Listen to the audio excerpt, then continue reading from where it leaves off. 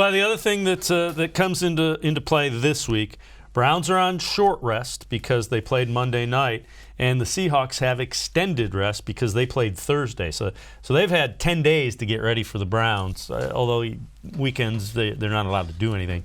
Let's take a look at what the Browns did the last time they were coming off short rest. Monday night they beat the Jets. They came back and lost 20-13 against the Rams. Now, part of that 18 for 36, the Rams front four really got after Baker-Mayfield. You see 195, a TD, and an interception. Now, the Browns' defense played very well with the 3 turnovers in that game. The game was there at the end of the game. The Browns couldn't get it done, and the Rams outscored them 10-0 in the fourth quarter to win it by 7, 20-13. So that's what you have going in. Maybe not thinking about it too much and just getting after it is what the Browns need.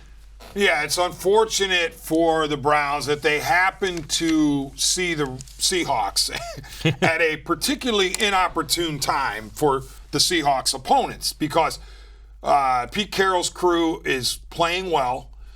Russ Bus is out of his mind. I mean, well, some would say not out of his mind because he's been a good to really good quarterback for a number of years. But this particular start makes you think this might be as good a year as he's ever had.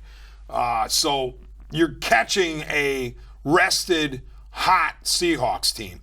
That said, they got to come to your place. Not playing over there is big for starters. Then they have to come to your place and cross multiple time zones.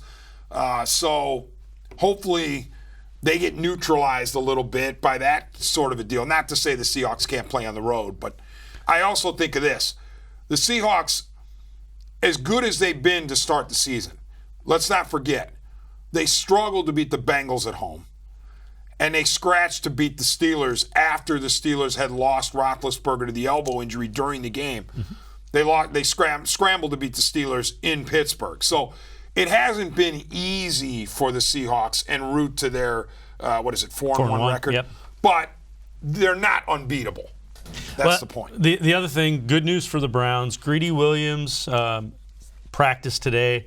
Higgins practiced today. Denzel Ward practiced today. So, again, that's the first step in getting them back on the field.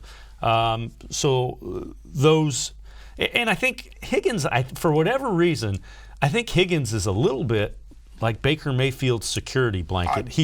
There's a chemistry, and he doesn't have, the talents of Landry or Beckham, but for whatever reason, Baker Mayfield trusts him, and he deserves that trust because he always makes plays. Tremendous point, Dave. I don't think that he's a security blanket. I know that he is. That's just it's just the way it's happened when Higgins has been able to be on the field. As our good buddy Ray Farmer used to say, the best ability is availability, and Hollywood Higgins needs to be more available.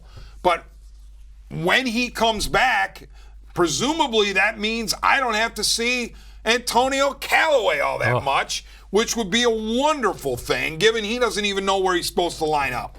Yeah, that might have been the most disappointing thing Monday, was seeing Callaway come back from that 4-game suspension, and just nothing good came of that.